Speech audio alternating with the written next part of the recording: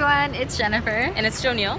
We are walking around outside today and we're going to talk about just mapping out all your life timelines in your 20s, 30s, and 40s and how everyone just tries to get it perfect. Yeah, so we have a lot of friends who kind of like plan their life like up until they're like 40 almost. And I think because like this day and age, we have so much things that we can accomplish in our 20s, and it's kind of not like it was before where you kind of just like settled working a full-time job and that's all you really like, you know, strive towards, just like working and kids. Yeah. Now there's so many things that we want to accomplish, so I think people worry a lot when it's like, you know, getting married, having kids, maybe you want to travel, maybe you want to like work abroad sometime in your life, maybe you want to like move to like a busy city before you move to like, you know, settle in a quiet suburb area.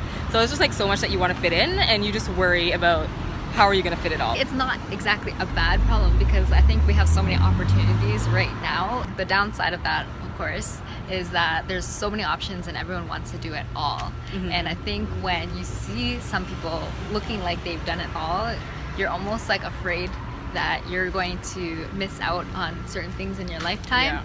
And you knew that you were able to control that situation and you disappointed yourself by not fulfilling those things. I think now there's a lot going on about how everyone needs to reach their fullest potential, so you have these like high expectations yourself that you can do everything that you want to do. So sometimes you just are scared that if you don't map your life out properly, then you're going to disappoint yourself and you just like miss out on everything that you could have achieved in one lifetime.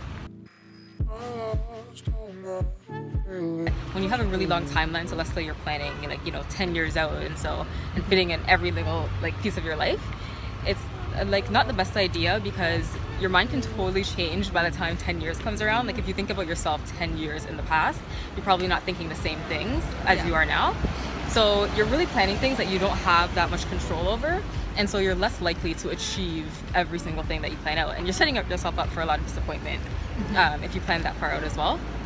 And a lot of things that you do like 10 years down the line, it was based off of what has happened in the recent years. Like you get influenced by the people you meet, the experiences you have.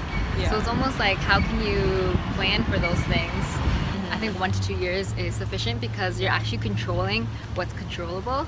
And you're doing what's best for right now. Like whatever you feel like right now and what the given information that you have right now, I think you can make the best decision. If you work really hard and like plan things in that time, then it's like every year it's gonna keep getting better and you're gonna get to a fulfilling life in ways that you don't realize, and it keeps your life kind of exciting. And you're more likely to achieve those things because you're narrowing in on something and you're actually focusing on achieving something. Because I think a lot of the times when you plan, like you have a huge timeline, you're not really focusing on any one thing specifically. You're kind of just like thinking about the bigger picture. And it feels overwhelming. If you look and like I think years. a lot of the time too, you're focused on like the end goal, whereas you have to be focused on like right now, or else you're not even gonna get to the end goal. Exactly. I think what's good about controlling right now is that you won't set yourself up for disappointment. If you plan like 5 years down the line, like, oh, I'm gonna get married and then in 7 years I'm gonna have kids, it's like you are setting yourself up for disappointment because there's so many factors that you're relying on that is just like, it's like external factors that you literally can't control. Like you can kind of control it by like going out more to try to meet more people, but at the end of the day, like you really can't really control that. Those are our thoughts on just like, you know, having a timeline for your life and worrying about fitting things in. I think just don't worry as much and kind of just like try and live more in the moment,